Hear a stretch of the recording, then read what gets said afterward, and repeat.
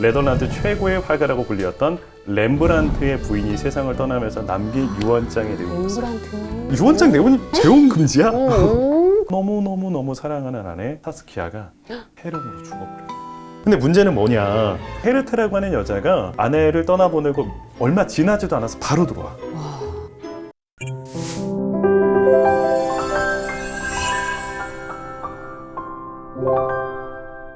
근데 문제는 뭐냐, 아내는 어쨌든 죽었어. 근데 아들 티투스가 몇 살? 8개월? 8개월. 뭐 먹어야 돼? 우유 먹어요. 우유 먹어야 돼. 어. 그때 당시 분유가 있다 없다? 없지. 없다. 그럼 어떻게 해야 돼? 유모. 그렇지. 근데 그냥 유모도 아닌 수유가 그러니까. 가능한 보물을 같이. 구해야 되는 거야. 그때 당시에는 영아 사망률이 워낙 높다 보니까 출산했는데 아이가 사망하고 그냥 모유만 나오는 여자들이 덜어 있었어. 렘브란트는 당장 아이의 수유를 책임져줄 보물을 구해야 되다 보니 아이고. 급하게 헤르테라고 하는 여자를 구해서 보물로 드리게 돼. 2시간마다 먹여야 되잖아. 맞아. 그러니까 같이 살 수밖에 없어. 맞아. 그리고 이 여자와 자연스러운 동거 생활을 시작. 아이고.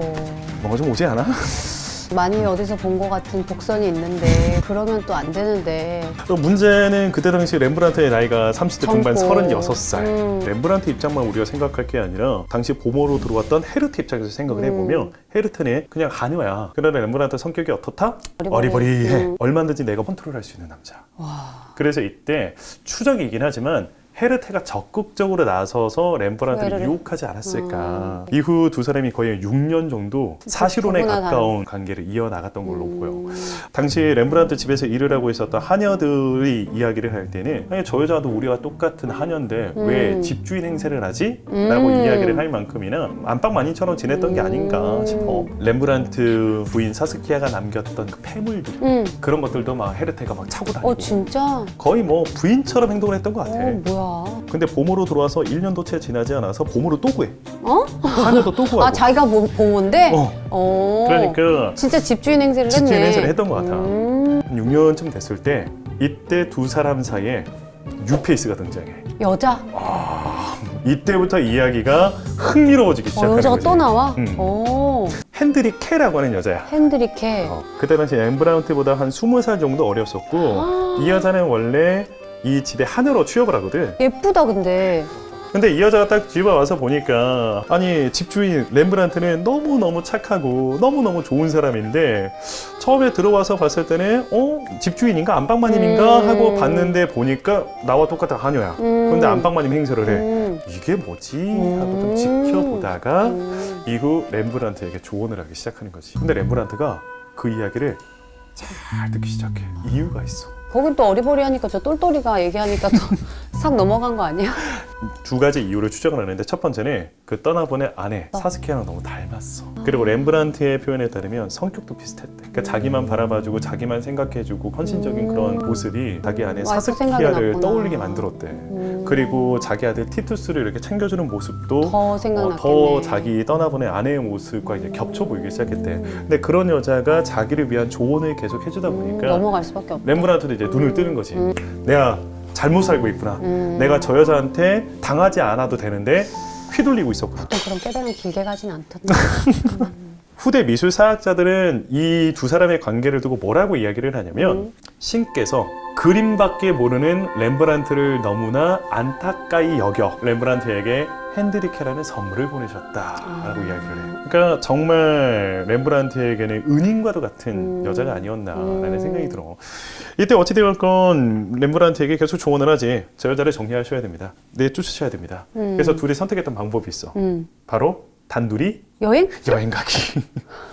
1번을 냅두고 2번이랑 간 거네. 1번이 너무나 화가 날 텐데. 그렇지. 한 두어 달 여행을 다녀오셨어. 오. 돌아왔을 때 1번의 반응은 난리 났지. 난리 나지. 눈 돌아갔지. 눈 돌아가지. 어머, 어떡해. 치고받고 물건 집어 던지고 난리가 나지. 어. 그리고 그 사건을 계기로 렘브란트가 이런 폭력성을 이야기하며 당국에 신고를 하면서 이걸 문제 삼아서 1번은 어떻게 했다? 내쫓았어? 내쫓았어. 아, 실제로 폭력적인 사건이 있었구나. 아마 그랬던 것 같아. 뭐 정확하게 뭐 증거는 남아있지는 않지만 큰 다툼이 있었다라는 기록은 남겨져 있어. 그리고 큰 다툼을 핑계로 법적인 문제까지 번져질 수 있었고 이 사건으로 헤르테를 내쫓았다라는 기록이 남아있는 거 봐서는 헤르테가 좀 성격 좀 있는 여자였거든. 그러네. 난리 머리끈이 났었구나. 붙잡고 막 때리고 싸우고 이러지 않았을까 뻔하잖아. 이렇게 헤르테는 집에서 쫓겨나. 누나가 헤르테야. 쫓겨났어. 뭐 어떻게 할 거야? 불을 지를까? 어떻게 해야 되지? 너무 극단적인데? 자, 일단은 두 사람이 법적으로 결혼하지는 않았지만 6년 동안 사실혼 관계였잖아. 그래서 법원에 고소해. 진짜? 그리고 이 여자가 처음에는 나갈 때 그냥 나가지 않았어. 이 여자 나가면 뭐 먹고 살 거야? 나가줄게. 대신에 생활비죠. 일정 부분의 생활비를 좀 주기로 약속을 했었나 봐. 근데 나가서 보니까 아니 이 집안에 돈이 얼마인데 이 돈 가지고 나면서 더 큰 금액을 요구하기 시작했고 너무 싫다. 이런 관계에서 렘브란트도 이제 혼자가 아니잖아. 핸드리케가 무시하세요. 저 돈 줄 필요 없어요. 뭐 이런 조언을 했겠지. 그래서 무시를 하니 결국 법원에 혼인빙자 간음죄로 고소를 해버려. 지난 6년 동안 이 남자가 나 결혼해 줄 거라고 거짓말을 하고선 할 거 다 해놓고 결혼 안 해주고 나한테 쫓았다. 그러면서 이때부터 3년 정도 이어지는 그 법정 공방이 시작이 돼요. 그래서 이때 법원에서 매년 200길더 정도의 연금을 주라는 판결이 나와버리는데 지금으로 치면 한 대략 한 연 2,600만 원 정도의 뭐 생활비를 줘라라고 이제 판결이 나와. 근데 사실 그때 당시 렘브란트 상황이라면 1년에 200길더? 뭐 그거 감당하지 못할 상황 아니었어. 그런데 이 사건 때문에 렘브란트가 나락으로 떨어지기 시작해. 왜? 왜 그랬을까? 이게 뭔가 약간 도덕적인 지탄을 받는 거 아니야? 정답. 사회적으로 문제 있는 사람, 도덕적으로 문제 있는 사람, 계속 하녀들과 잠자리를 갖는 사람, 이렇게 낙인이 딱 찍혀버리니까 저런 사람 그림 사면 안 돼. 이렇게 이제 부각이 되는 거지. 헤르테라고 하는 여자는 그 판결 받고 난 이후에도 계속 막 삼습으로 공갈 협박하고 그러다가 결국에는 그 문제 때문에 감옥에 끌려가. 징역살이 하다가 뭐 40살 때쯤 해서 징역살이도 했어? 막장으로 가는 거야, 이 여자도. 그런 일까지 벌어지니까 이게 더더더 소문이 나는 거야. 그러면서 렘브란트는 이제 완전히 사회적으로 도덕적으로 매장을 당하기 시작하고 더 큰 문제는 뭐냐? 핸드리케가 임신을 합니다. 그래서 결국에는 무슨 일까지 벌어지게 되냐면 당시 교회 당국에서 핸드리케를 소환해. 이때 종교 재판에 회부되는 거야. 헐. 부도덕한 상황이다. 결혼하지 않은 여자가 지금 임신까지 하지 않았느냐. 이게 말이 되는 상황이냐. 당장 그 집에서 나오던지 아니면 결혼해라. 어머, 어떻게 해야 돼? 근데 렘브란트 입장에서 이제 미치는 거지. 어떻게? 둘이 결혼할 수 있어 없어? 없지. 없지. 결혼하면 어떻게 돼? 유산 다. 유산 날아가잖아. 그런데 이때 핸드리케가 끝까지 헤어지지 않겠다. 결혼도 못합니다. 라고 하니까 그때 당시 교회 당국에서는 그래? 한번 가볼까? 라면서 너 앞으로 성찬 금지. 예배 나오지 마. 그때 당시 유럽 사회에서 성찬에 참석하지 못한다? 예배에 나올 수 없다? 사회에서 매장인 거야. 그들의 커뮤니티에서 완전히 없애버리는 거잖아. 매도시켜버리는 거잖아. 사실 에이 교회 안 가 이럴 수도 있어. 근데 핸드리케는 제발 그러지 말아주세요 라면서 그 치욕스러운 종교 재판에 계속 나가. 아기가 태어나면 보통 기독교인들이 너무너무 중요하게 생각하는 게 있어. 세례받는 거지. 세례받는 거. 나는 사회적으로 매장당하고 지탄받아도 돼. 그런데 애기는 그러면 안 돼. 내 아이는 그러면 안 되잖아. 그래서 핸드리케가 그 모든 치욕을 다 받아가면서 그 종교 재판을 다 받아. 다행히 얼마 지나잖아. 코르넬리라고 하는 이제 딸이 태어나고 딸은 이제 다행히 세례는 이제 받게 돼.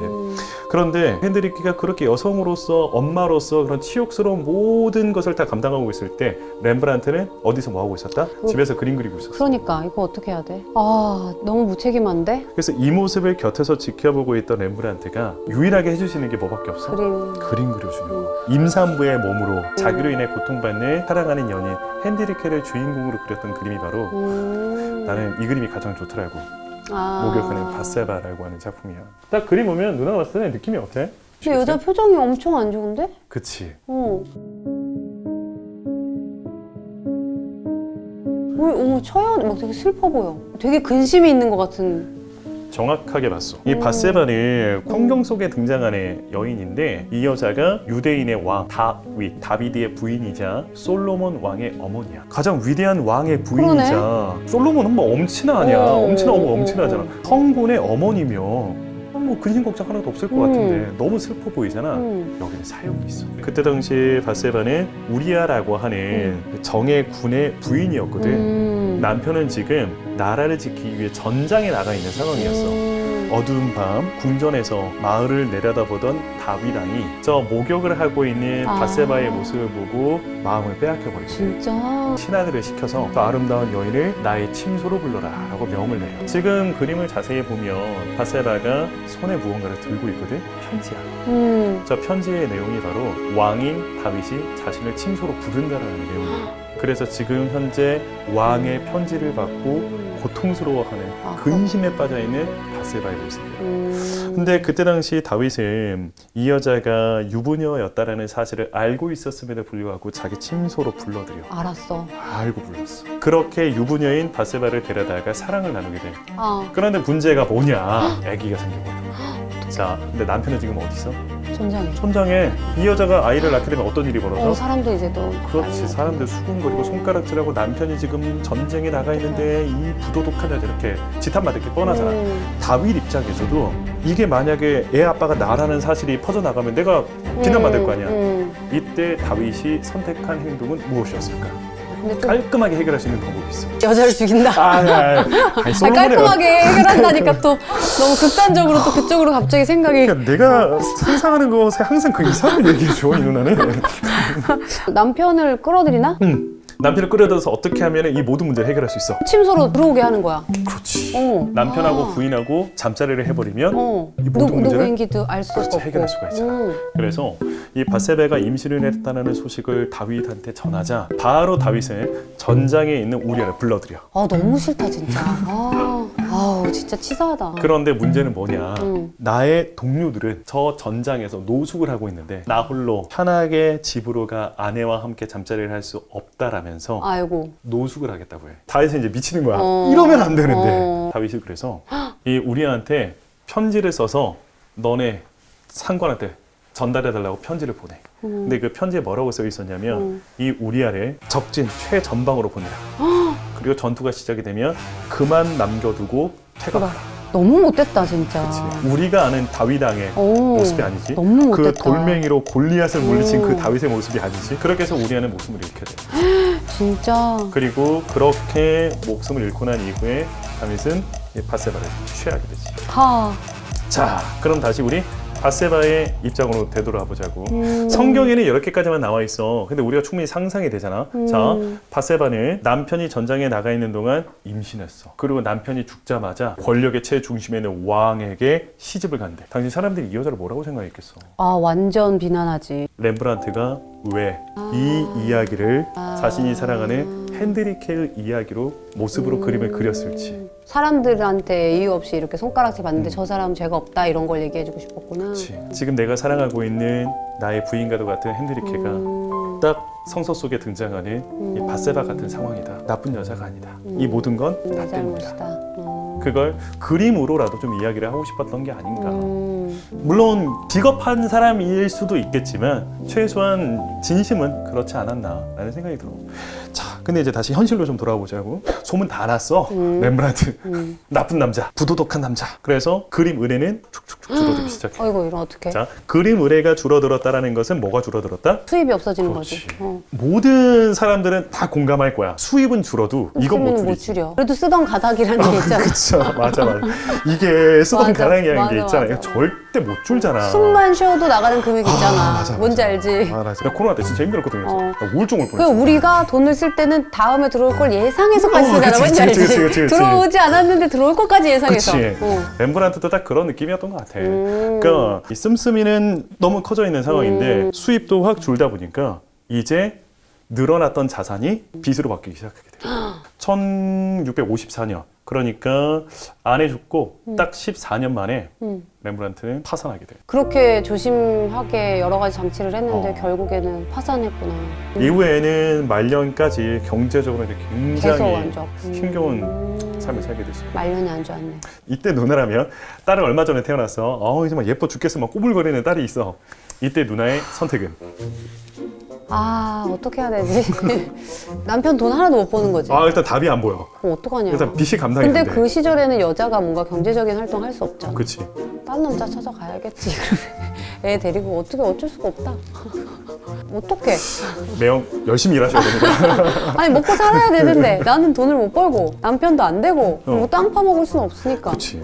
당연히 대부분 다 그럴 거라고 생각을 해. 근데 핸드리케는 떠나지 않아. 정말 서로 사랑했던 것 같아. 찐사랑이었구나. 찐사랑이었던 것 같아. 핸드리케는 죽는 날까지 렘브란트를 떠나지 않고 렘브란트가 마지막 순간까지 계속 그림을 그릴 수 있도록 옆에서 그를 계속 지켜줘. 어머, 너무 좋은 사람이었네. 작은 집이기는 했지만 뭐 이사도 하면서 매장도 새로 오픈을 하고 어떻게 해서든지 렘브란트가 그림을 그릴 수 있도록 도와주지. 진짜 신이 보내주신 사람 맞네. 그렇지. 이때 만약에 핸드리케가 없었더라면 렘브란트 무너졌을 거야. 그랬겠다. 그렇게 해서 이제 두 사람은 파산을 하고 난 이후에도 함께 잘 지내는가 싶었는데 내가 그랬잖아. 렘브란트는 진짜 안타깝다고. 너무나도 사랑했고 나의 그 천사가 같았던 나의 버팀목이었던 핸드리케가 흑사병으로 아, 어머. 세상을 떠나버려. 어떡해.